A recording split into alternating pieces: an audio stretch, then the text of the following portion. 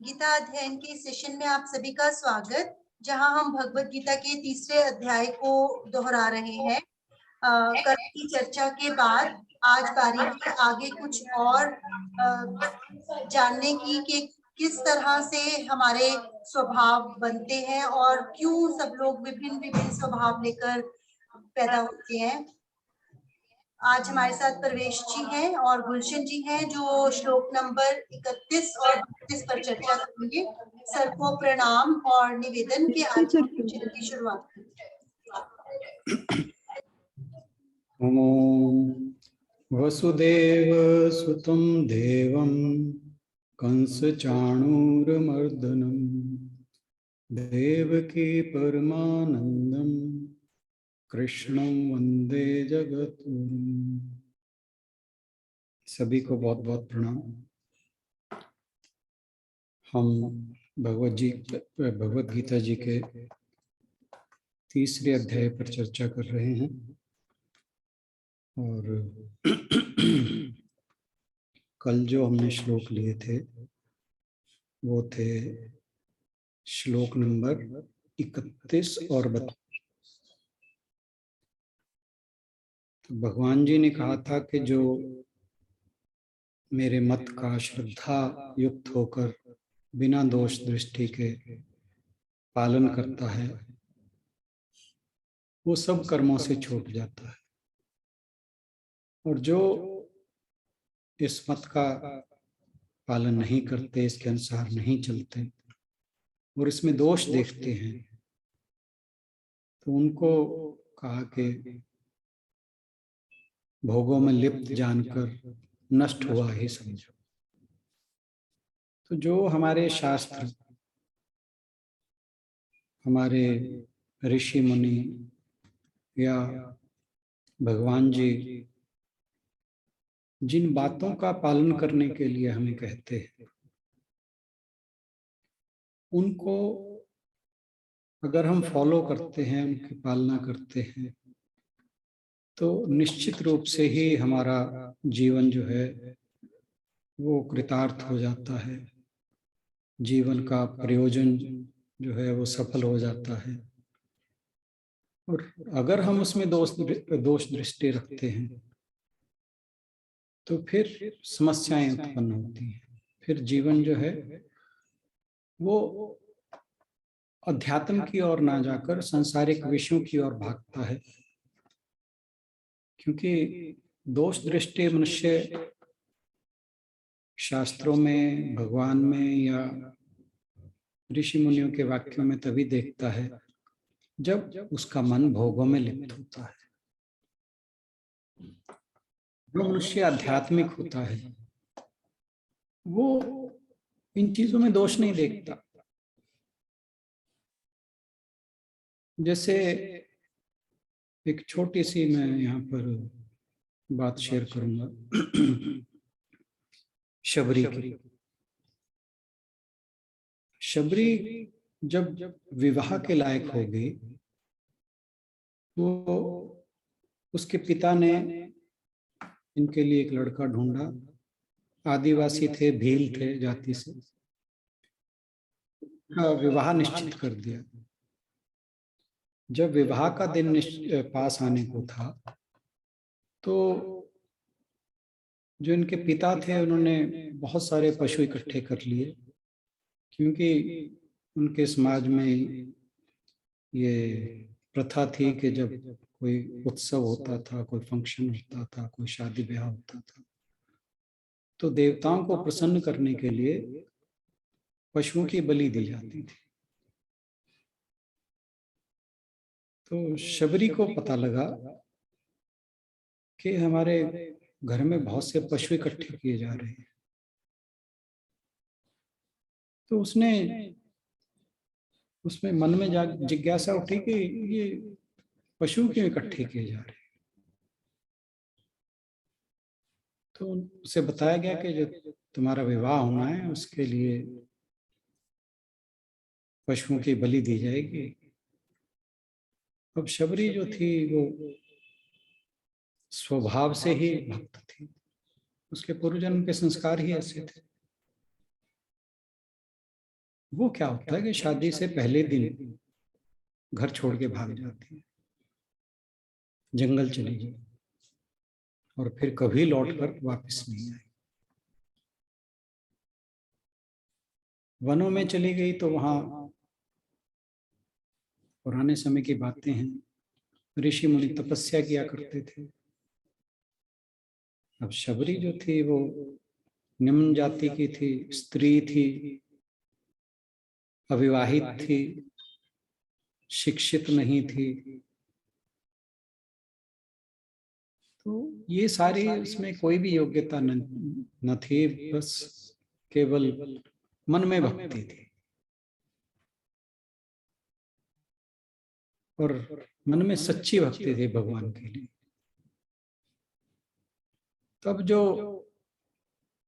ज्ञान प्राप्ति के लिए योग्यताएं शिष्यों में चाहिए वो बेशक न थी, परंतु केवल सच्ची भक्ति होने से ही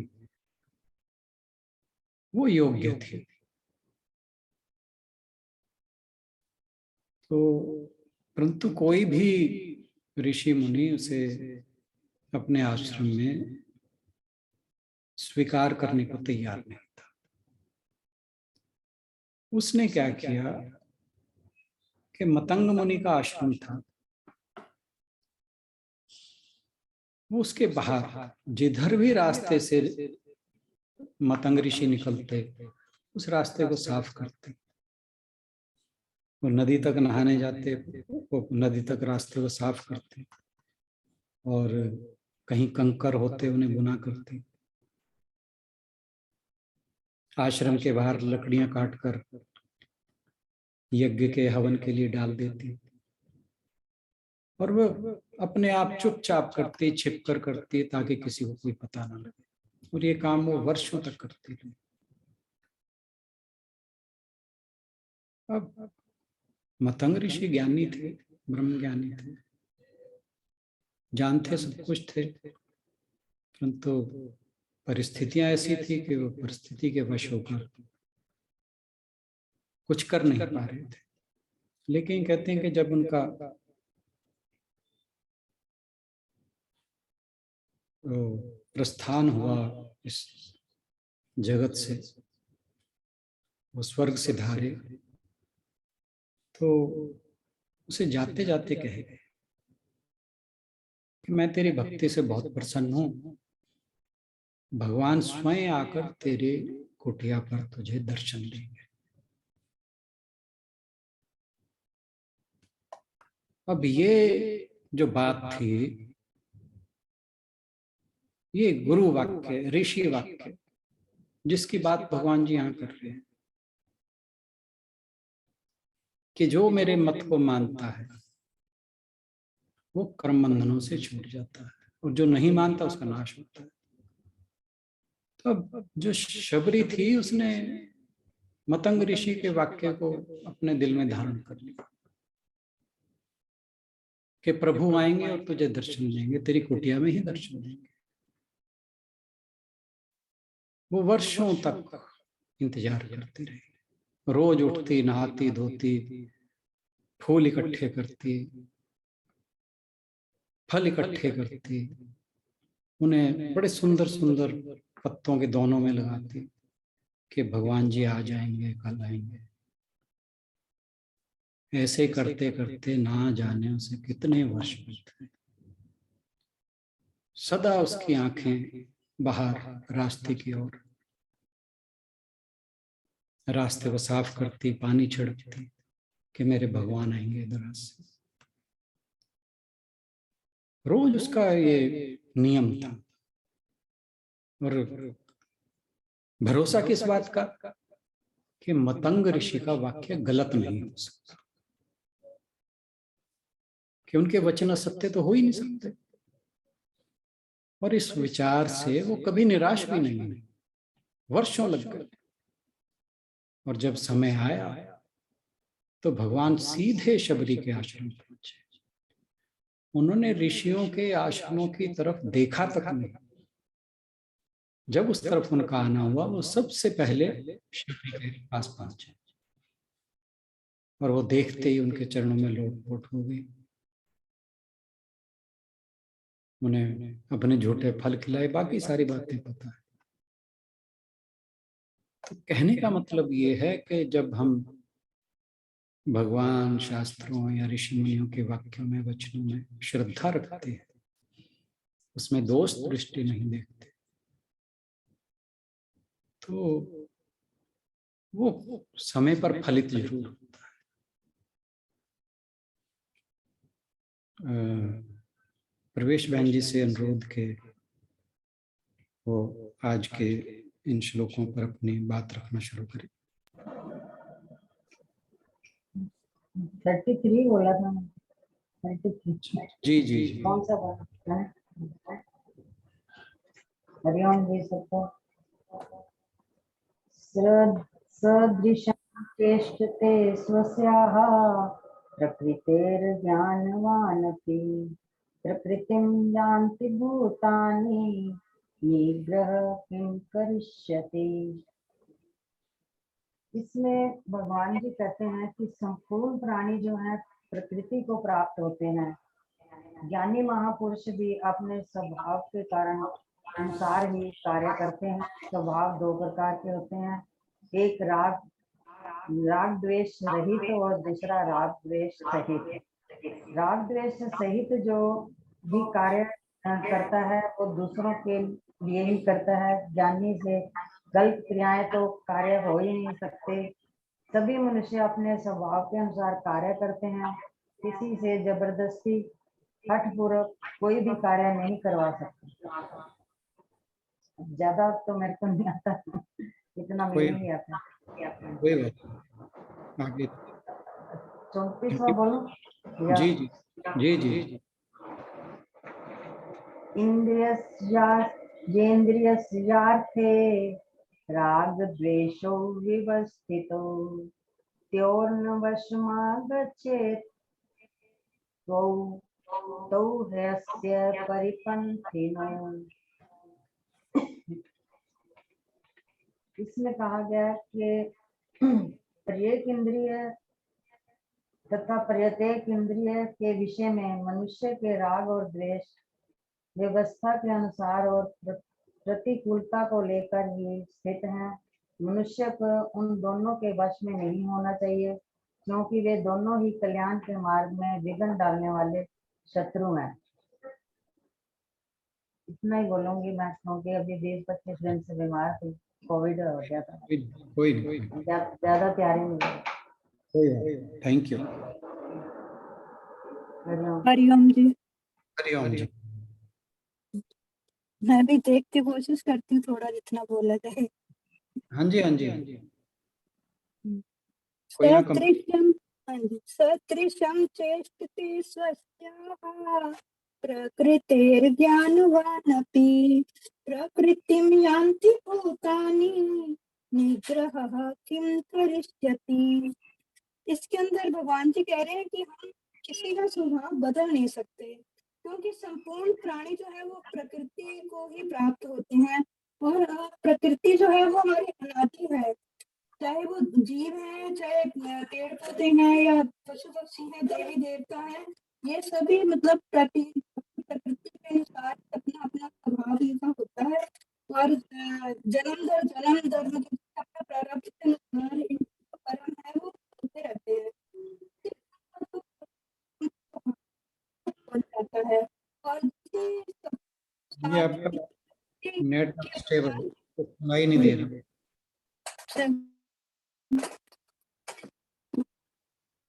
कुछ भी प्रकृति के अनुसार अभी आ रही है आवाज? अब तो आ रही है।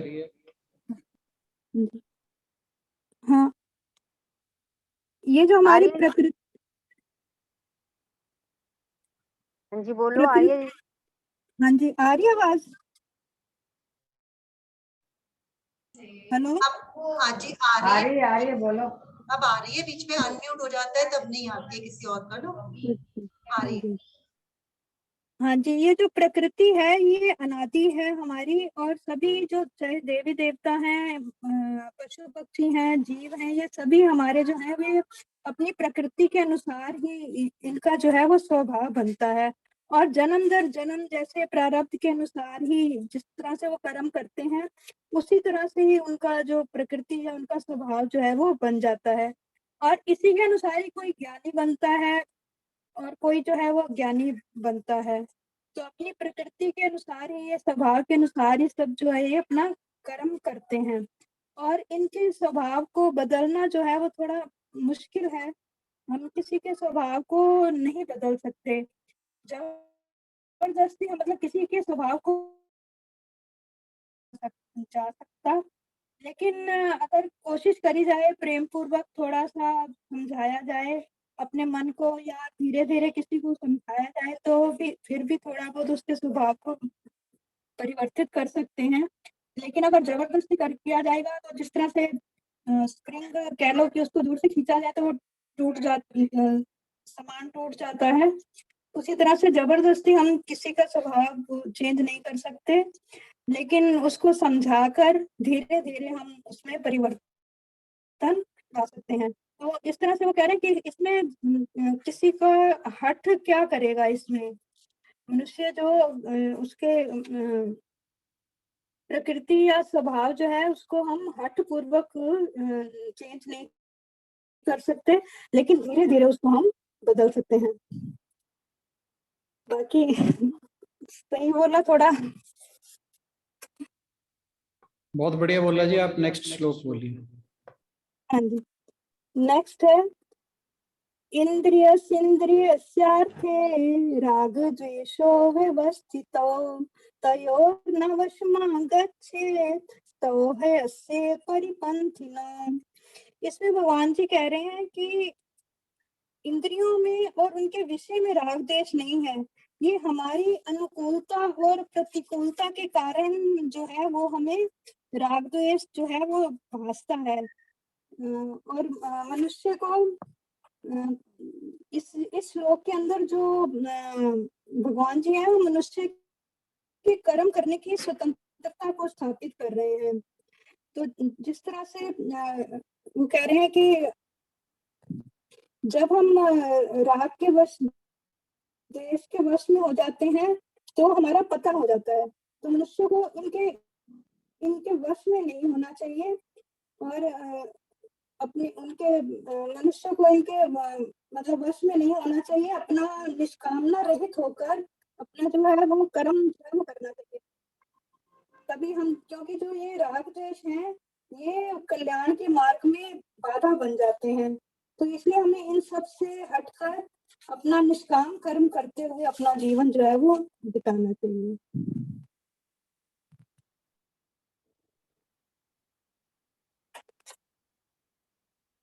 ज्यादा तो मुझे एक और कुछ कोई सर नहीं। इसी इसी थैंक इसी यू। श्लोक को मैंने थोड़ा सा तैयार किया है। जी जी, जरूर बोलिए। इन्द्रियस्येन्द्रियस्यार्थे रागद्वेषौ विवस्थितौ त्योर्न वशमां गच्छेतो ह्यस्य परिपन्थिनो। इसमें कृष्ण जी ने कहा है कि प्रत्येक इंद्रिय के विषय में राग और द्वेष छिपे हुए हैं, अनुकूलता और प्रतिकूलता के रूप में। इसके में उन्होंने कहा है कि अगर हम इनके वश में हो गए, अगर हम राग द्वेष के कंट्रोल में हो जाते हैं, तो हम ये हमारे भगवान को पाने के मार्ग में ये चीजें हमारी दुश्मन है, ये हमारी शत्रु हैं।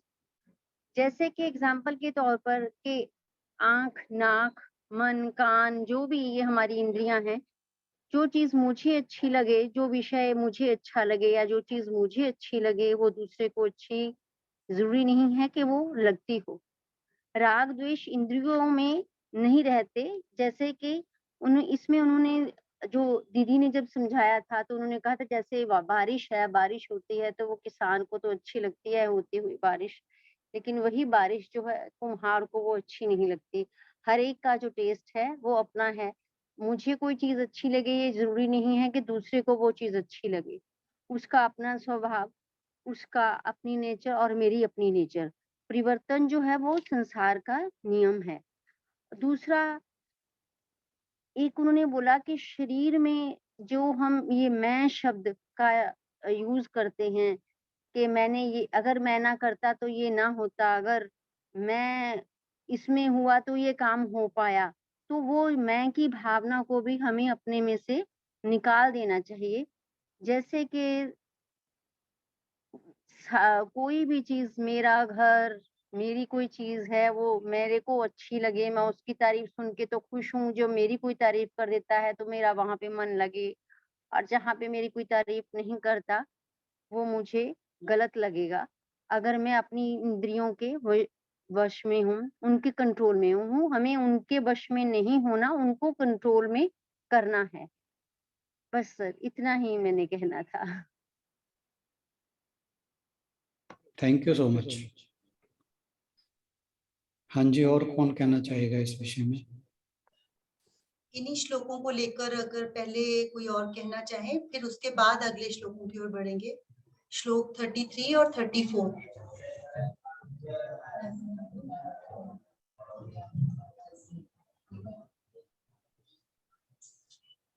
नमस्कार सर, और नमस्कार सबको। नमस्कार जी। मैंने सर आज, मुझे आशु का हुक्म हुआ था कि 34 श्लोक देखना, तो मैंने पढ़ा नहीं हुआ था पहले, तो मैंने फिर आपका सुना, और उसको सुनने के बाद जो मुझे समझ में आया मैं वो शेयर करना चाहूंगी।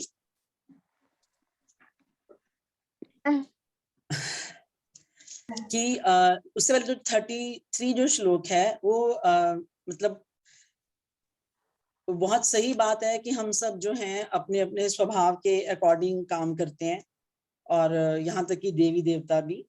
और इस श्लोक से तो यही लगा कि जैसे मतलब अगर ज्ञानी लोग भी अपने स्वभाव के वश में हैं, उसके नियंत्रण में हैं, तो हम जैसों के लिए फिर कोई स्कोप नहीं बचता।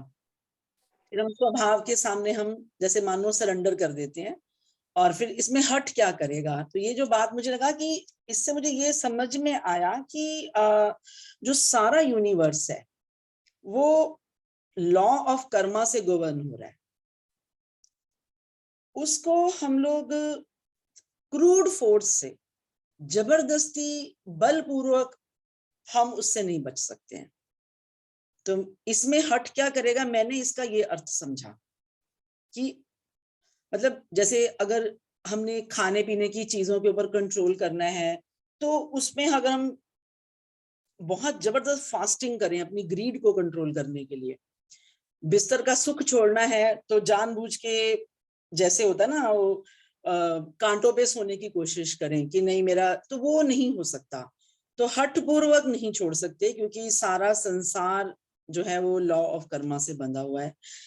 जब मैंने आपको सुना, मैंने 34 में ही सुना आपको, तो मुझे और क्लियर हुआ कि हम सब अपने अपने स्वभाव के हिसाब से काम करते हैं, और जिससे हमें लगता है कि हमारी कोई फ्री विल नहीं है।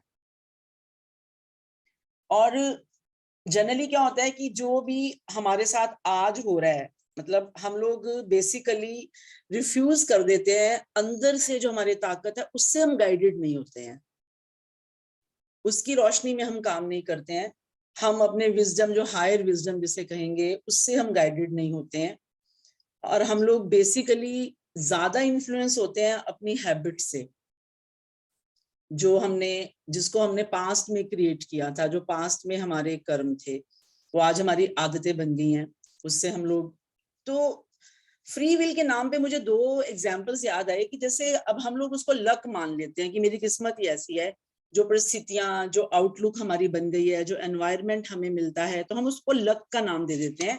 ये भूल जाते हैं कि वो हमारे जो है पहले पीछे जो पिछले कई जन्मों में जो हमने कर्म किए हैं, जो हमारे एक्शन जनरेटेड हैबिट्स हैं, उसी का इन्फ्लुएंस है, जो आज एनवायरनमेंट बन के या कंपेनियंस बन के या मेंटल आउटलुक बन के हमारे सामने आता है। तो जैसे जो, तब अब बात आती है फ्री विल की, तो जैसे जो जनरली क्या होता है, हम तो उसको लक का नाम, बेसिकली हम जो ईस्ट के लोग हैं, लक बोल के मेरी किस्मत ऐसी है, उसको फेट के हवाले करते हैं। और जो फॉरेनर्स हैं वो फ्री विल में वो बोलते हैं इसलिए वहां पे भौतिकवाद या पदार्थवाद ज्यादा है कि हमारा जो मन करेगा हम करेंगे। तो एक तीसरा रास्ता भी है दोनों से, लक से भी ऊपर उठ जाएं और फ्री विल के नाम पे जो हम मनमानी करते हैं उससे भी उठें, तो वो यही है कि हम लोग जो एक विजडम गाइडेड जो वो है जीवन जिए। तो आपने जो ये बात कही कि ये मुझे बहुत ही सही लगी कि जो स्वभाव है वो हमारे मन में जो मतलब विचारों को हम नहीं रोक सकते हैं, क्योंकि वो स्वभाव बन चुका है, थॉट्स आएंगे ही आएंगे।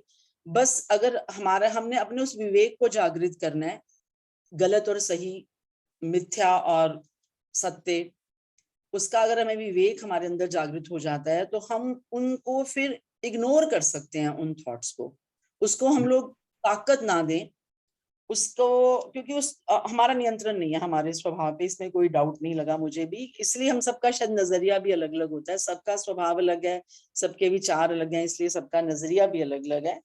जैसे देखिए अब स्कूल में, इवन अपने इस ग्रुप में भी, और अचानक हमारी लाइकिंग या ज्यादा लाइकिंग, डिसलाइकिंग वर्ड नहीं यूज करूंगी, लेकिन किसी के लिए ज्यादा लाइकिंग, जो श्रद्धा भाव है वो भी शायद लाइकिंग का ही एक रूप होता है, वो बन जाता है। तो अगर हमें दोनों के अंतर की समझ को अगर हम जागृत कर लें कि दोनों में अंतर क्या है, तो हम इसे रोक सकते हैं। और आपने बहुत अच्छा वर्ड यूज किया था, रिप्लेस कर सकते हैं विचारों को, उनको आने से तो नहीं रोक सकते हैं, और उनको हम अच्छे अच्छे विचारों से रिप्लेस कर सकते हैं। और विचार आए ही ना, ये हमारे हाथ में बिल्कुल भी नहीं है, रिस्पॉन्ड ना करें ये हमारे हाथ में है। तो इट्स लाइक जैसे स्विमिंग करते हैं हम, तो स्विमिंग में पानी के अंदर तो है पर पानी से ऊपर है, जल में भी है, और जल से अगर जल के साथ बहा देंगे तो डूब जाएंगे। तो सेम थॉट्स के साथ हमें, और उसको हम मेडिटेशन में ही कर पाते हैं। मतलब मेरा ये मानना है कि मेडिटेशन का जो स्पिरिचुअल हमारी जो प्रैक्टिस है, जो एक्सरसाइज है, उसके जरिए हम लोग इस विवेक बुद्धि को जागृत कर सकते हैं, जो हमें राग और द्वेष दोनों से परे जाके दिखाए। सर मुझे ऐसा लगता है जैसे जो हमारी जो स्पिरिट है, जो हमारी सोल है, वो एक परफेक्ट रेप्लिका है स्पिरिट का, वो हमेशा सेटिस्फाइड है। लेकिन जो हमारा ईगो है वो कभी भी सेटिस्फाइड नहीं होता, और इस संसार को हमारा जो ईगो है वो जिस चश्मे से देखता है, उस चश्मे का नाम ही राग और द्वेष है। बिल्कुल। तो हमें संसार वैसा नहीं दिखता जैसा वो है, हम उसको अपने हिसाब से देखते हैं। तो ईगो की आंखों से वो चश्मा हटा दिया जाए राग और द्वेष का, तो वो फिर जो दृष्टि चाहिए संसार को देखने के लिए, वो बिल्कुल राग द्वेष से मुक्त होगी। और उस दृष्टि को पैना करने के लिए हमें एक कांस्टेंट आर्डेंट स्पिरिचुअल प्रैक्टिस की जरूरत है। बहुत अच्छे, थैंक यू। मुझे कहना था, थैंक यू सर। एक्चुअली जगत नाम की कोई चीज है ही नहीं। ये जो कहा है शंकराचार्य जी ने, ब्रह्म सत्यम जगत मिथ्या। जगत क्या है? जगत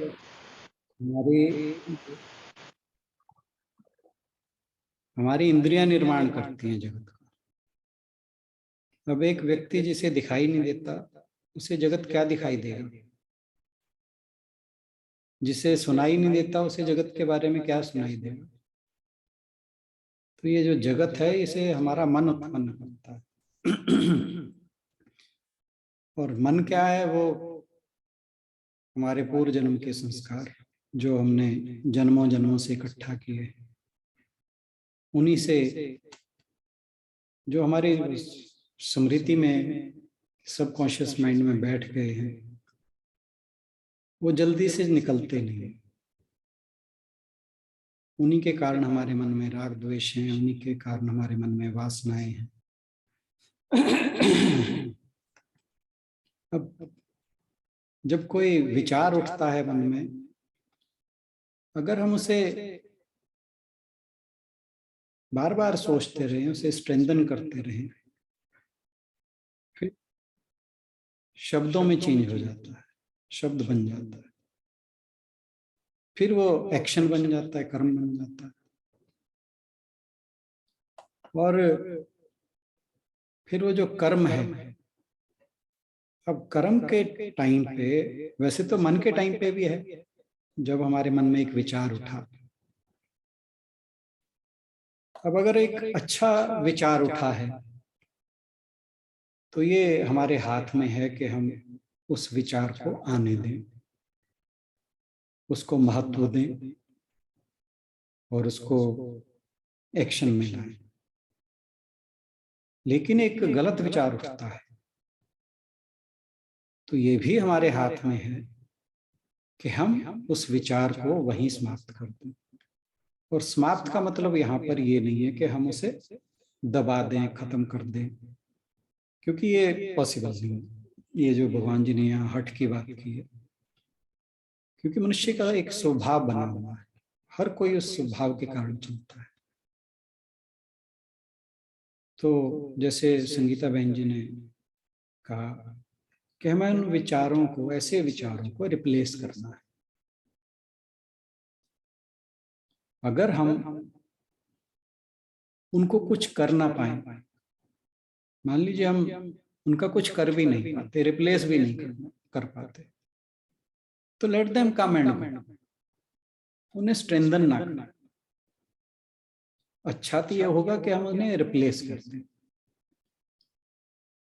परंतु अगर हमारे अंदर ये क्षमता नहीं है, कोई भी कारण हो सकता है, क्योंकि जिंदगी में बहुत अलग अलग तरह के सिचुएशंस हमारे सामने पैदा होती हैं और हर समय हम हर कार्य करने के लिए समर्थ नहीं होते।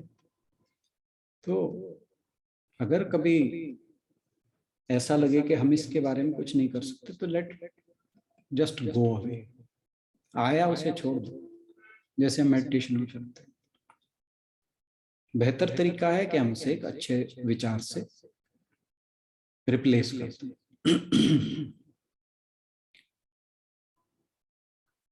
और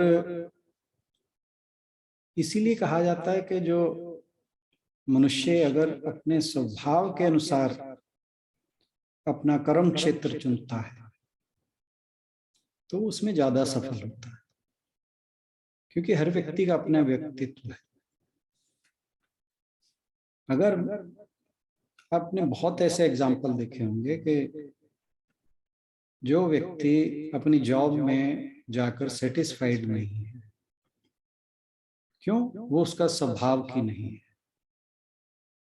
तो वो ना तो अपने आप से संतुष्ट रहता है, ना ही जहां वो काम कर रहा है वहां कुछ सिग्निफिकेंट कंट्रीब्यूशन दे पाता है।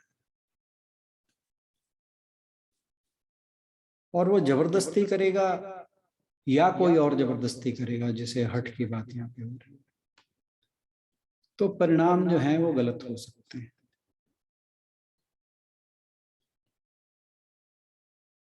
अब आप एक बहुत हम एक एग्जांपल लेते हैं कि जो विश्वामित्र थे वो क्षत्रिय पैदा हुए थे, लेकिन स्वभाव जो था उनका सात्विक था, सत्व प्रधान थे, इसलिए वो महर्षि बने। और दूसरी तरफ द्रोणाचार्य जो थे वो ब्राह्मण पैदा हुए थे, और कहाँ वो महाभारत के युद्ध में दुर्योधन की सेना में उनके सेनापति बने, तो उन्होंने युद्ध में लड़ाई लड़ी। तो ये सब हमारे जो भगवान जी कह रहे हैं स्वभाव के कारण होता है। और हमारे जीवन के अंदर बहुत तरह की प्रसंग और घटनाएं आती हैं, और हरेक का कोई ना कोई उद्देश्य है। भगवान जी कोई भी काम, कुछ भी हमारे सामने घटना या प्रसंग उत्पन्न होता है, वो बिना बात नहीं होता, हर चीज का कोई ना कोई प्रयोजन है। भगवान जी इन घटनाओं के माध्यम से हमें कुछ ना कुछ संदेश देते हैं। मान लीजिए आप कोई सपना देख रहे हैं, बहुत ही सुंदर स्थान पर आप गाड़ी में बैठे जा रहे हैं, ऐसा सपना कभी टूटता नहीं है, आप चाहते नहीं कभी नहीं टूटे, आप सपने में पूरा आनंद ले रहे हैं उस घटना का। लेकिन जब वही गाड़ी कहीं जाकर क्रैश हो जाती है तो आपका सपना टूट जाता है, झटका लगता है। और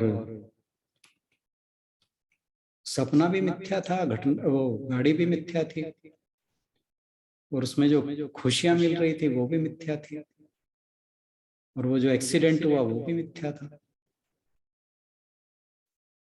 तो जो मिथ्या सपना है उसे हटाने के लिए एक मिथ्या घटना जो है या दुर्घटना कहिए उसकी जरूरत होती है। और ये जो हमारी जागृत अवस्था है ये भी एक सपने जैसी है। और इसमें जो हमारे सामने कुछ विपरीत परिस्थितियां आती हैं वो जो सपने में एक्सीडेंट है वैसी ही है, वो हमें जगाने के लिए आती है। क्योंकि अगर जीवन में सब कुछ बढ़िया चल रहा हो तो कोई किसी चीज की परवाह नहीं करता, किसी को नहीं जरूरत फिर अध्यात्म की। अब भगवान जी ने मनुष्य जन्म क्यों दिया है, उसका क्या प्रयोजन है कि हम उस परमात्मा, उस ईश्वर को जो है वो अपने स्वरूप में प्रकट हो हमारे माध्यम से।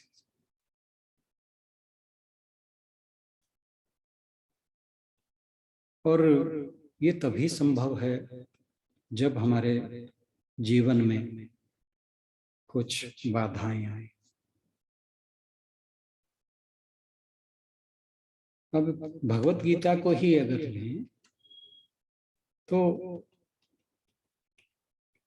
अर्जुन ने जब युद्ध शुरू होता है तो भगवान जी से क्या कहता है, सैन्योर उभयोर मध्य रथम स्थाप्य में अच्युत,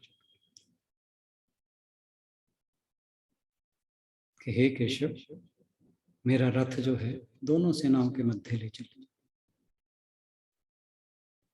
अब भगवान चाहते तो उसका जो रथ था वो कहीं भी ले जा सकते थे, कहीं भी ले जाके खड़ा कर सकते थे। उन्होंने उसके सारे शत्रुओं को छोड़कर भीष्म और द्रोण के सामने जाकर रथ खड़ा कर दिया। अगर वो रथ भगवान जी दुर्योधन के सामने खड़ा कर देते, दुशासन के सामने खड़ा कर देते, तो अर्जुन अपनी तरकश से तीर निकालकर तुरंत युद्ध शुरू कर देता। लेकिन भगवान जी ने बहुत ही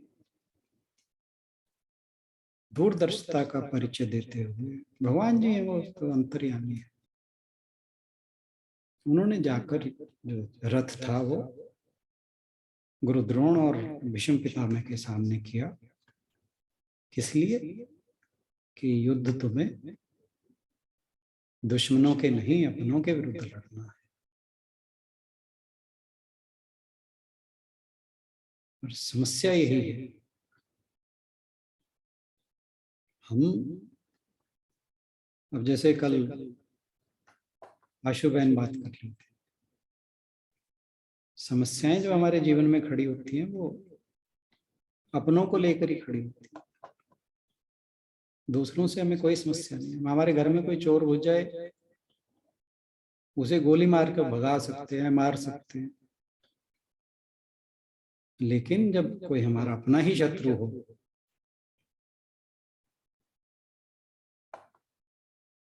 कोई हमारा ही मेहमान आकर कहे कि हमारा खाना अच्छा नहीं बना तो फिर समस्या खड़ी हो जाती है। तो जो ये लड़ाई है ये हमें अपनों के साथ लड़नी है। सबसे बड़ी दुविधा मनुष्य की यही है कि हमारा सामना अक्सर अपनों से हो जाता है। जो सबसे बड़ा युद्ध है वो दूसरों के साथ नहीं, अपनों के साथ है। और अगर हम थोड़ा सा और नजदीक आए तो ये युद्ध का क्षेत्र जो है ये बाहर ना होकर हमारे भीतर ही है। युद्ध ही अक्सर अपने आप से हो जाता है, मन में छिपे शत्रुओं से होता है।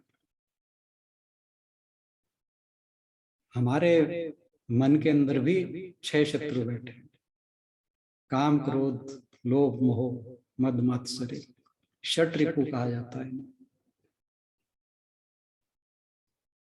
और जब ये लड़ाई शुरू होती है तभी अध्यात्म का प्रादुर्भाव होता है, तभी अध्यात्म प्रारंभ होता है, शुरू होता है। ये जो मंदिर जाना, पूजा पाठ करना, व्रत रखना, ये अध्यात्म नहीं है। ऐसा नहीं कि ये कोई काम करना नहीं चाहिए, इनका अपना महत्व है, कोई अनावश्यक नहीं है। ये ऐसा नहीं कि वे गैर जरूरी है, लेकिन ये अध्यात्म नहीं है। ये अध्यात्म की ओर ले जाने का एक स्पोर्ट हो सकता है, अध्यात्म नहीं है। क्योंकि अध्यात्म कब होगा? अध्यात्म तब होगा जब मन में वैराग्य प्रकट हो। जब तक हृदय में वैराग्य प्रकट नहीं होता तब तक मनुष्य अध्यात्म की ओर नहीं जा सकता। उसमें जो शंकराचार्य जी ने भज गोविंदम की रचना की थी, उसमें एक बात आती है, कस्तम को हम कुतायाता कामे जन्नी को मिताता। मैं कौन हूँ, कहाँ से आया हूँ, मेरी माता कौन है, मेरा पिता कौन है। जब ये मन में प्रश्न उठते हैं तभी मनुष्य अध्यात्म की ओर जाता है। और अगर मनुष्य भगवान जी ने अर्जुन के मन में मोह उत्पन्न ना किया होता तो भगवान जी के लिए अर्जुन को भगवत गीता का ज्ञान देने का कोई प्रश्न ही पैदा नहीं था। लेकिन भगवान चाहते थे कि अर्जुन के माध्यम से पूरे जगत के लिए गीता का जो ज्ञान है वो उपलब्ध कराया जाए। इसीलिए उन्होंने, भगवान ने अर्जुन के मन में मोह, जो उसको गुरु द्रोण और भीष्म पितामह को देखकर उत्पन्न हुआ था, वो उत्पन्न किया।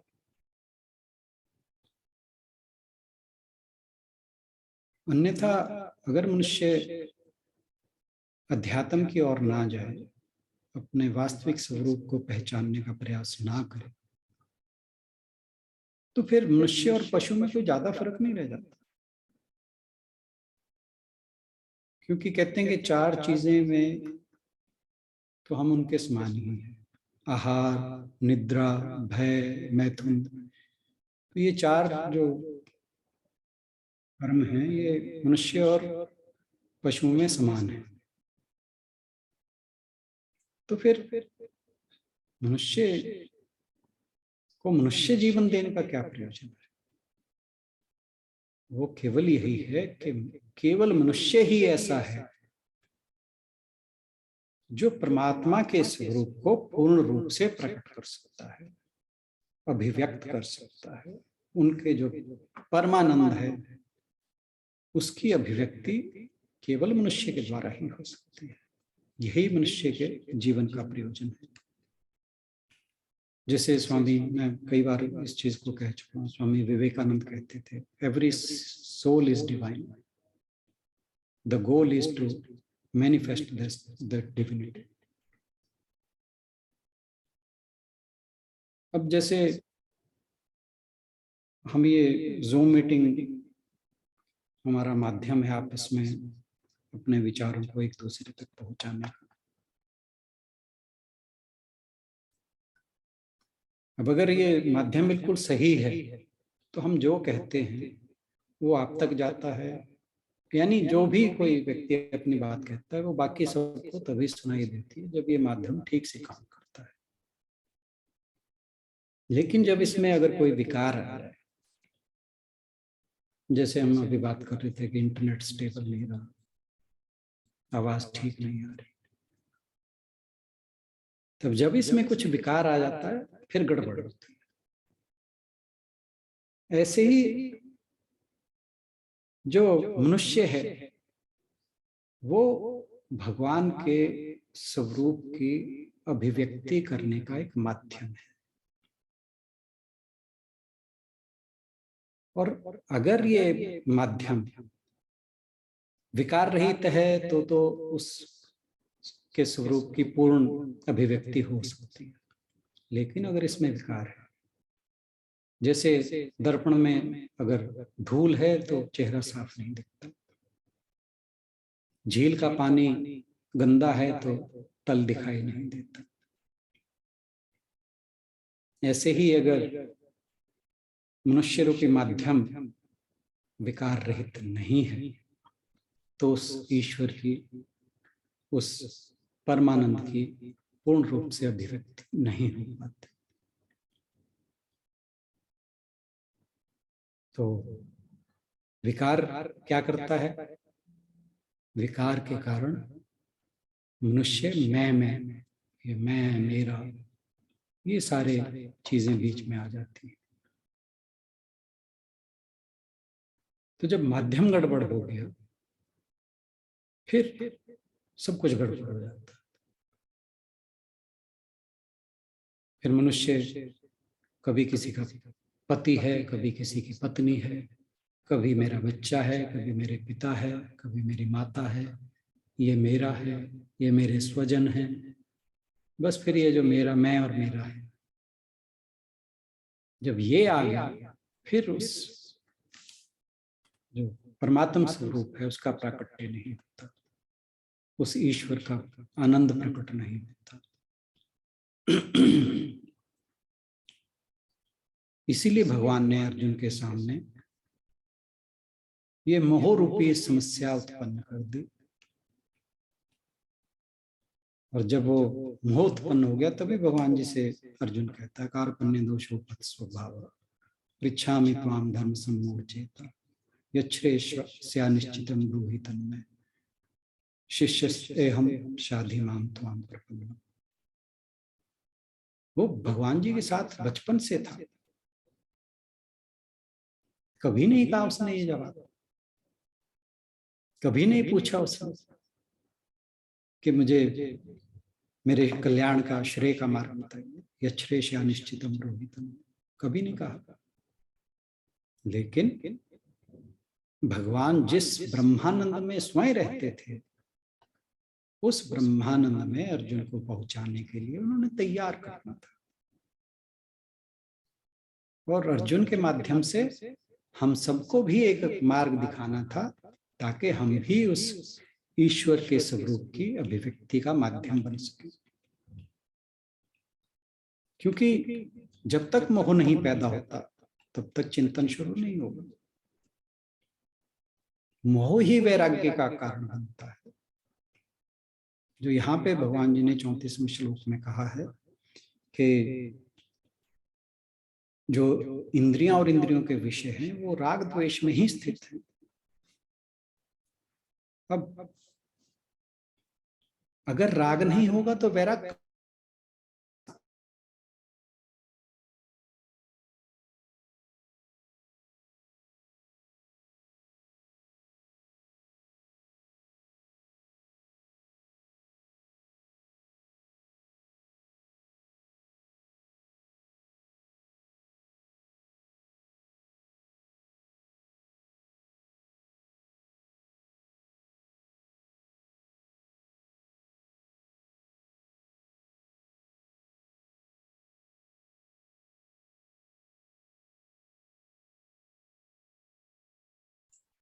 सर के नेटवर्क में शायद कुछ प्रॉब्लम आ गया होगा।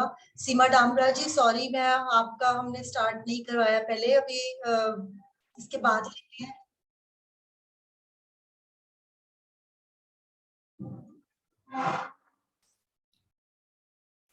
हरिओम आशु जी, कोई बात नहीं, मुझे सुनने में इतना अच्छा लग रहा था। नहीं नहीं ओके, सब बट लोगों के विचार सुने तो बहुत अच्छा लगा। क्या मेरे को थोड़ा सा 34 को लेके ना थोड़ा सा।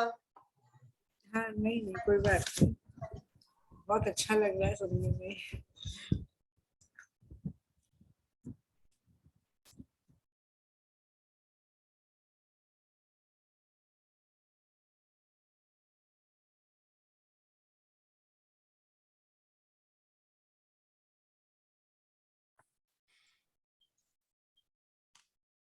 हाँ जी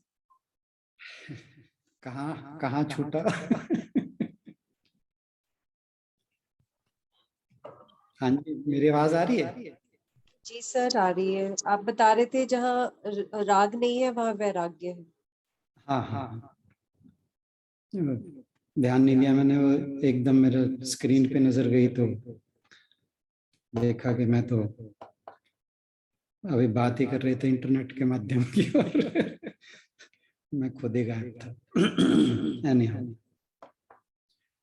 तो अर्जुन के मन में राग था कि मैं अपने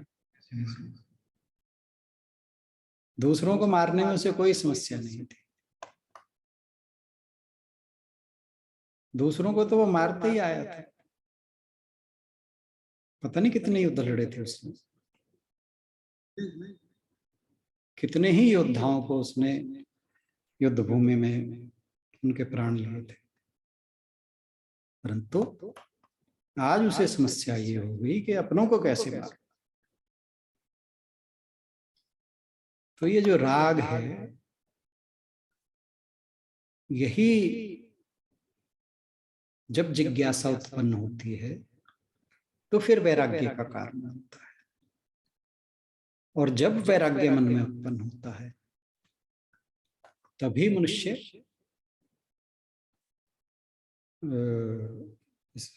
अध्यात्म की ओर चलता है। तो हमें जो अपने मन के शत्रु हैं उनको जबरदस्ती नहीं दबाना, उनका दमन नहीं करना, उनको एक रास्ता देना है। रामकृष्ण परमहंस एक बड़ी बात कहा करते थे कि जो नाव खेने वाला व्यक्ति है वो जब नदी से के किनारे से नदी की ओर नाव को लेके चलता है तो उसके हाथ में एक बहुत बड़ा डंडा होता है, वो उस डंडे के सहारे से उस नाव को नदी के बीच तक ले जाता है, और जहां एक बार वो वहां पहुंच गया उसके बाद फिर वो जो मास्ट होता है उसे हिंदी में मेरे को ध्यान नहीं क्या कहते हैं, पतवार नहीं पतवार तो चलाने वाली, चप्पू नहीं नहीं एक ही बात है। मास्ट जो होता है वो कपड़े का ऊपर बना होता है, मतलब ध्यान नहीं आ रहा मुझे। तो फिर वो मास्ट को हवा के साथ एडजस्ट कर देता है, उसके बाद जो नाव है उसे कुछ करने की जरूरत नहीं पड़ती, उसे चलाने की जरूरत नहीं पड़ती, फिर वो अपने आप चलती है। तो ऐसा ही हमारा जो मन के विकार हैं उनको अगर एक बार सही रास्ते पर लगा दो फिर हमारी यात्रा धीरे धीरे अपने दिशा की ओर चलने लगती है। और यही भगवान जी हमें कह रहे हैं कि हमें हवा के विरुद्ध नहीं जाना, दमन नहीं करना, हठ नहीं करना। मेरी तरफ से आज के लिए इतना ही। कोई और इन श्लोकों पर कुछ कहना चाहे तो मोस्ट वेलकम। सर सीमा डामला जी ने भी प्रिपेयर किया था, सॉरी मैं भूल गई पहले। तो सीमा डामला कंक्लूड कर सकते हैं, वो उन्होंने अब आपका भी सुना, पहले नहीं थे वो जब डिस्कशन किया था। सीमा डामला वो बीच में अनम्यूट कर रहे थे, मुझे समझ नहीं आया, नहीं तो मेरे को मैं जरूर बोल देता, मुझे ध्यान नहीं था इस बात का। प्रणाम सर। प्रणाम जी प्रणाम। मैं आपकी कभी कभी आने वाली स्टूडेंट हूँ, मैं अपने हिसाब से जितना करते हैं। Please please please feel free to whatever you want to say. ये अनम्यूट सॉरी, अपना वीडियो ऑन कर लेंगे तो अच्छा लगेगा। प्रणाम सर। मेरे को बस 34 तैयार करने के लिए मैंने खुद ही ऑप्ट किया था कि मैं कुछ बोलना चाहूंगी। तो इंद्रियां और इंद्रियों के विषय राग द्वेष की व्यवस्था में स्थित हैं। मनुष्य को इन दोनों के वश में नहीं होना चाहिए। ये राग द्वेष मनुष्य के कल्याण के मार्ग में विघ्न डालने वाले शत्रु हैं। इंद्रियों को जो विषय अच्छा लगता है उससे राग हो जाता है और इंद्रियों को उस विषय की ओर दौड़ने लगता है। जैसे मुझे राग हो गया आपके प्रोग्राम सुनते सुनते। प्रतिकूल विषयों से द्वेष होने लगता है और इंद्रियां उन विषयों से दूर भागने लगती हैं। जैसे वर्षा किसान को अच्छी लगती है तो वर्षा आते ही वह प्रसन्न हो जाता है, और वही वर्षा कुम्हार को बिल्कुल नहीं भाती है। जो परिस्थिति हमारे अनुकूल होती है तो उससे राग हो जाता है और प्रतिकूल परिस्थिति से हमें द्वेष हो जाता है। मनुष्य सोचता है कि वह हर चीज मेरे अकॉर्डिंग ही हो, पर ऐसा हो नहीं पाता है। अतः हमें अपना विवेक इस्तेमाल करते हुए इंद्रियों के ऊपर विजय पाए कि राग और द्वेष के ऊपर ध्यान ही ना जाए, और जब कुछ भी ना सूझे तो हमें शास्त्रों के अनुसार ही कर्म करना चाहिए। राग द्वेष आने जाने वाले हैं, इनको हम कंट्रोल कर सकते हैं। जब कामनाओं से ऊपर उठकर जीते हैं तो राग द्वेष समाप्त हो जाता है। एक छोटा सा आपका वीडियो देख के थोड़ा जिस्ट निकाला था मैंने। मनुष्य ही एक ऐसा जीव है जो अपने लिए योजना बना सकता है और अपने काम को सुधार भी सकता है, अपनी प्लानिंग भी कर सकता है। हमारा स्वभाव हमारे पूर्व जन्म के संस्कार के अनुरूप ही बनता है। उसी के अनुसार हमारे मन में विचार उठते हैं और मन में अंदर बार बार उस विचार को सोचते हैं, तो वह विचार हमारे शब्दों में परिवर्तित हो जाता है और हमारे एक्शन भी उसी में परिवर्तित हो जाते हैं। और अपनी सहज प्रकृति के कारण हमारा स्वभाव लाइक और डिसलाइक को निर्धारित करने लगता है। हम संसार को दो भागों में बांट देते हैं कि ये मुझे पसंद है और ये मुझे नापसंद है। स्वभाव ही राग द्वेष के विषयों का निर्माण करता है। विचारों का आना स्वभाव पर डिपेंड करता है और हम उसी के अनुरूप ही रिएक्ट करते हैं। अगर हम में सही और गलत का सामर्थ्य है तो हम अपने विचारों को रोक भी सकते हैं तथा रिप्लेस भी कर सकते हैं। ये हमारा विवेक ही डिसाइड कर सकता है कि हमें विचारों को प्रोत्साहन देना चाहिए या उन्हें रोक देना चाहिए। Thank you sir. Thank you so much. बहुत अच्छे से बताया आपने। और मैं आपसे एक रिक्वेस्ट करूंगा कि बचे हुए श्लोकों में भी आप ऑप्ट करिए। हाँ, जरूर। आशु बहन से अनुरोध के इनका कहीं ना कहीं और 2-3 श्लोकों में नाम डालें।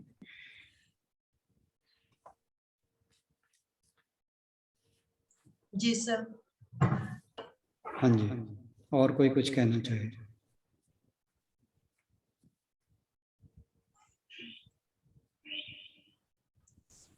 सर पर इसको सुबह जब सुना बैठ के ना तो शर्म आ रही थी कि आपने इतने अच्छे से हमें समझाया था और हम कितनी जल्दी भूल जाते हैं जो हम कल वाले क्वेश्चंस पूछ रहे थे, कि अगर ये समझ आ जाए तो उसके बाद वो क्वेश्चंस, वैसे तो भगवत गीता में कोई भी क्वेश्चन पूछना लगता है बाद में लगता है कि थोड़ी पेशेंस रखनी चाहिए क्योंकि सभी का आंसर भगवान जी ने दिया है, तो मन में आते हैं क्वेश्चन। बिल्कुल ठीक बात है। हाँ, कोई भी प्रश्न जो है हमारे जीवन से संबंधित अनुत्तरित नहीं रह जाता जब हम 18 के 18 अध्याय पढ़ लेते हैं, कोई संशय नहीं रहेगा।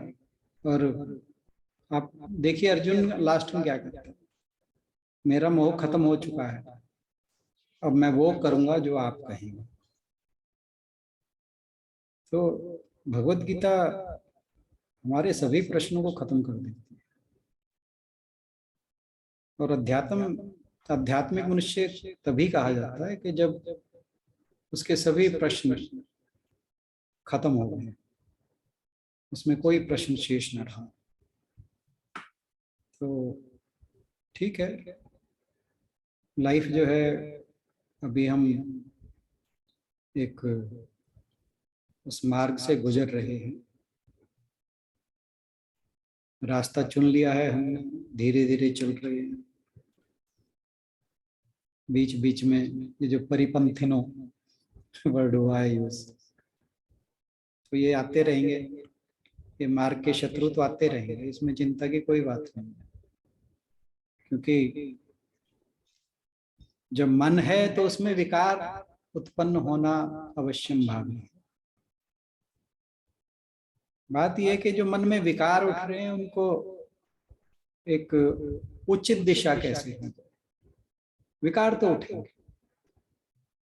जो जब तक हम संसार में हैं, तो इसीलिए तो भगवान जी ने कहा था कि ज्ञानी भी अपने स्वभाव के अनुसार कर्म करते हैं, वो भी परिस्थिति के प्रकृति के वश में काम करते हैं। तो मेरे जैसे तो अभी ज्ञानी हुए ही नहीं है, तो ठीक है, किसी चीज से लेकर डिसहार्टन नहीं होना और ना ही एक्साइटेड होने की जरूरत है, ठीक है ना। और रही बात कि वो याद नहीं रहा, कोई बात नहीं, बार बार पढ़ेंगे याद भी रहता रहेगा। सारी बातें सभी समय याद भी नहीं रहा करते। कर्ण को जो उसकी विद्या थी ऐन मौके पे भूल गया था,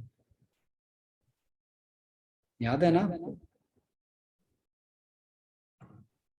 तो फिर हम तो अभी इस मार्ग के बच्चे हैं, हालांकि बच्चे अगर हों तो वो ज्यादा अच्छा है। अभी तो हमारे दिमाग में कूड़ा करकट बहुत भरा हुआ है, जब तक वो नहीं निकलेगा तब तक ज्ञान की धारा नहीं बहेगी। ठीक है, हम रोज यहाँ एक अच्छा टाइम इस ग्रुप के माध्यम से निकालते हैं, चिंतन करते हैं, मनन करते हैं, बातचीत करते हैं, एक दूसरे की बात सुनते हैं, अपनी कहते हैं,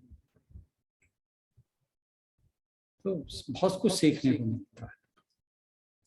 और एक बात और है, बीच में काट धीरे धीरे, एक मिनट, धीरे धीरे वो कूड़ा करकट कम होने लगता है, होगा। हाँ जी, अब बोलिए। तो बड़ी बार ना ये भी क्वेश्चन आ जाता है कहीं कहीं से कि जैसे अर्जुन अब लड़ना नहीं चाहता था, है ना, तो अगर वो भी छोड़ के बैठ जाता और वो सोच लेता कि जो होना तो होना है वो तो होना ही है, तो ऐसे ही जैसे हम बहुत सारी चीजों को सॉल्व नहीं कर पाते, तो अगर हम उसकी जगह यहाँ पे सोचते हैं कि मेरे को तो ये लगता है कि अपनी एनर्जी जैसे हमने सोचा भी है कि उसको अच्छी जगह लगाएं, है ना, तो लेकिन ये एस्केपिज्म तो नहीं कहलाता। कई बार ये कई जगह से क्वेश्चन आया है तो सुनीता बहन जी ने बहुत बार बात की है और बहुत बार इसका मेरे ख्याल हमने बात भी की है। एस्केपिज्म एक अलग चीज है, मतलब हम लड़ने को तैयार नहीं ना होते, क्योंकि जहां आप कह रहे हो ज्ञानी अज्ञानी, थोड़ा बहुत हम सोचते हैं, जैसे कल आपने बात की बाद में कि राक्षस को आप खुश नहीं कर सकते, तो लेकिन अगर हम ऐसे किसी को सुधारना तो नहीं है, वो भी गीतांजलि बहन ने मना किया है कि सुधारना भी नहीं है किसी को, तो लेकिन वहां हम हथियार डाल देते हैं कई बार, क्योंकि हमारी एनर्जी इतनी है ही नहीं उसको लड़ने की, तो उसकी जगह हम ये चूज अगर कर रहे हैं, वो प्रॉब्लम तो वहीं की वहीं रह रही है ना। नहीं नहीं, कुछ समस्याएं होती नहीं है, वो दिखाई देती हैं, समय के साथ खत्म हो जाती है। तो ये एस्केपिज्म नहीं है, ये भी विवेक है कि हर, वो कहते हैं ना कि कई बार साइलेंस जो होता है वो सबसे बड़ा जवाब होता है। इसी तरह कई बार इनएक्शन ही सबसे बड़ा एक्शन होता है। ये तो परिस्थिति देखते हुए आप में अगर विवेक है, किस चीज के लिए रिस्पॉन्ड करने की जरूरत है, किसके लिए नहीं, ये आपने अपनी बुद्धि से निर्णय लेना। तो इसे एस्केपिज्म नहीं कहा जाएगा। कल आपने एक बात और भी बहुत अच्छी कही, life is what happens to you when you are doing something else, मुझे बहुत अच्छा बिल्कुल, लगा। मैंने भी वो कहीं से पढ़ी थी, इतना दिमाग मेरे पास नहीं है।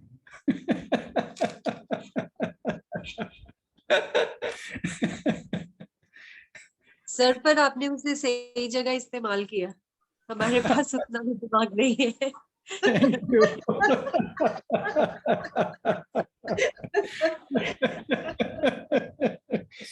और सर एक चीज आपने और भी मुझसे बहुत क्लियर की थी, मैं आपको म्यूट कर रही हूँ 1 सेकंड क्योंकि इको हो रही है सर।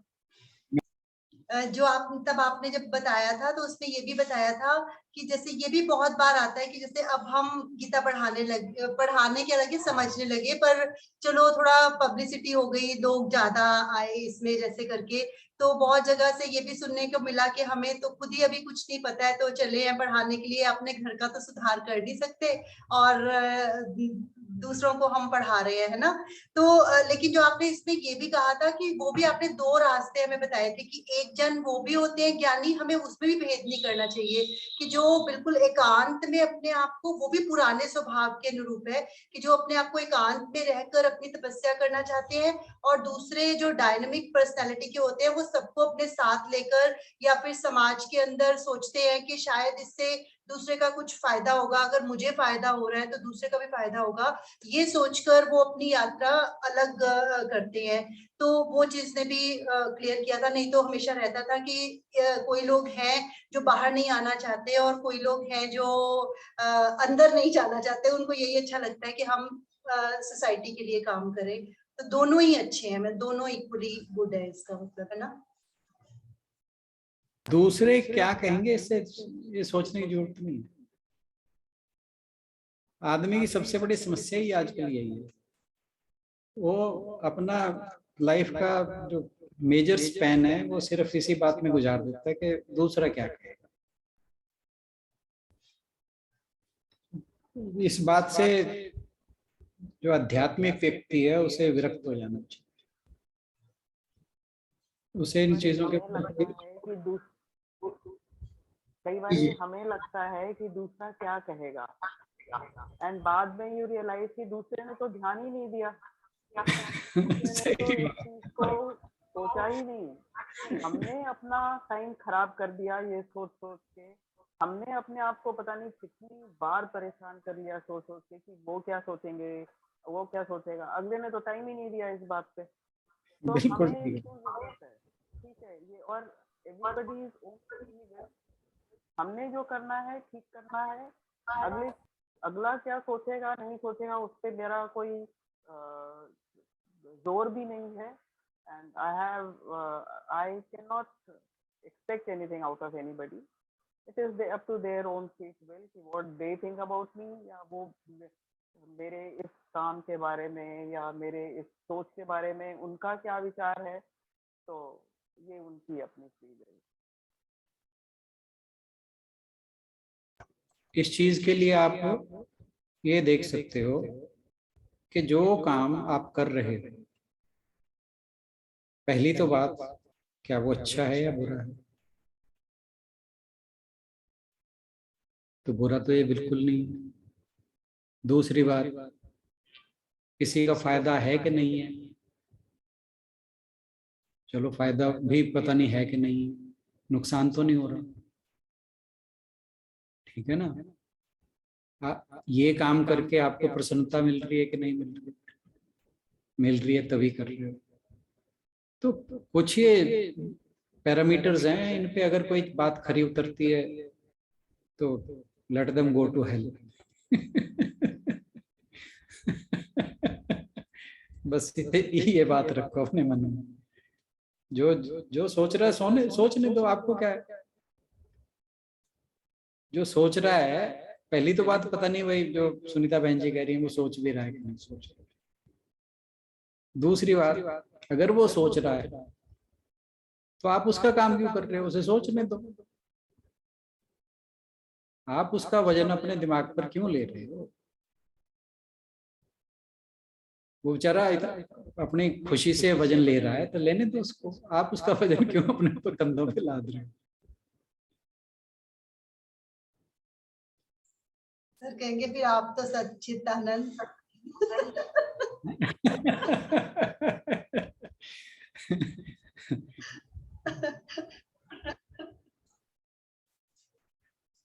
बट सर वैसे ये भी कहते हैं ना कि जो हमारे रिलेटिव्स या जो भी लोग हमें मिलते हैं वो भी हमारे अपने चूज किए हुए होते हैं। कई बार कई लोग ये भी कहते हैं कि हमने वो भी कहीं ना कहीं किसी जन्म में मतलब कि सोचा होता है वैसा, तो तभी ये सब कुछ बिल्कुल सही बात है, इसमें ही कोई द्वैत वाली बात नहीं है।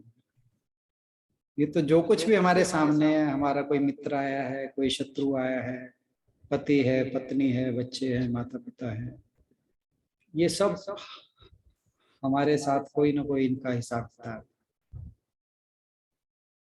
कोई किसी का नहीं है। ये सब एक ट्रांजैक्शनल रिलेशनशिप्स हैं। हर कोई अपने कोई हिसाब पूरा किसी रूप से करने आया है, कोई किसी का देना है, किसी से कुछ लेना है, सब वही। हाँ, इस जन्म में हमारी कोशिश, जैसे भगवान जी कहते हैं, वो ये रहनी चाहिए कि हम जो लिया हुआ है वो तो उतारते चलें और ना चढ़ाएं। ये हमें प्रयास करना चाहिए कि जो भी हम कर्म करें उसमें एटलीस्ट डिस्पैशनेट होकर करें, अनअटैच्ड होकर करें, वहां पे कम से कम कर्ता ना बन जाए।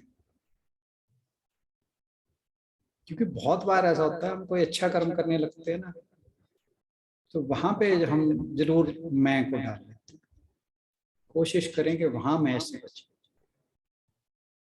क्योंकि फिर वो क्या है कि जो फल का निर्माण नहीं होगा अगले जन्म के। जितने कम फल बनेंगे उतना अच्छा।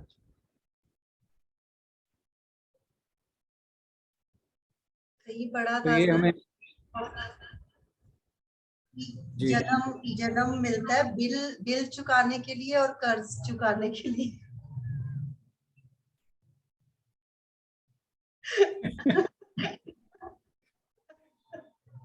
नहीं, ठीक है बात। ये बाकी ये बिल और कर्ज किस तरह का है, ये इसके बारे में हम अलग अलग बात कह सकते हैं। वो एक ही बात को कहने के बहुत से तरीके। सर पॉजिटिव वे में देखे तो शुद्धिकरण तो हमारा ही हो रहा है। हाँ हाँ, बिल्कुल सही बात।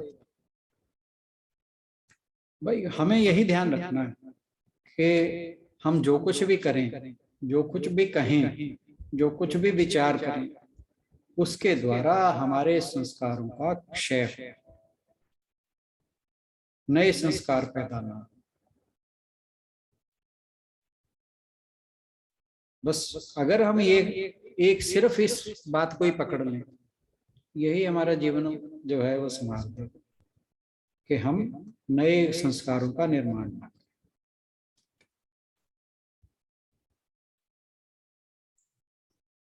सर राधे राधे।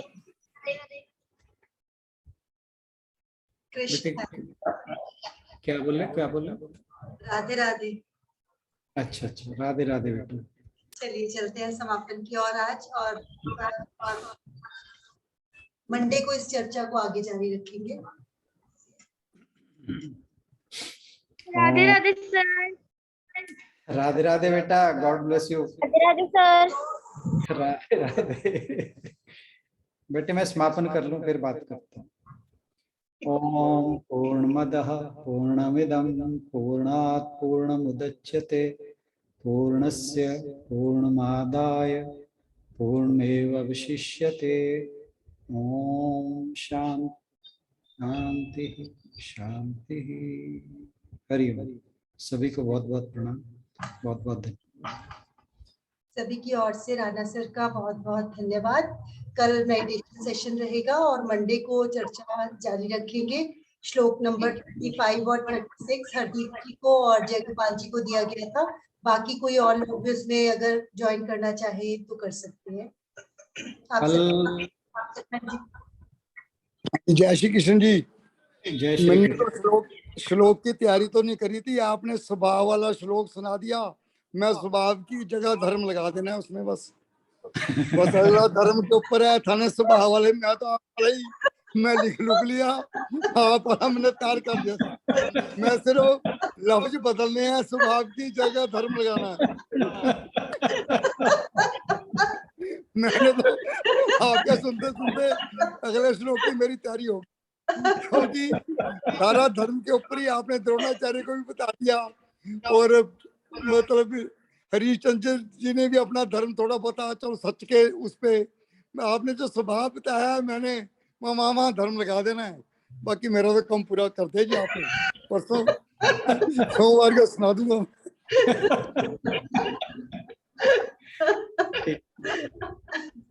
बहन कल का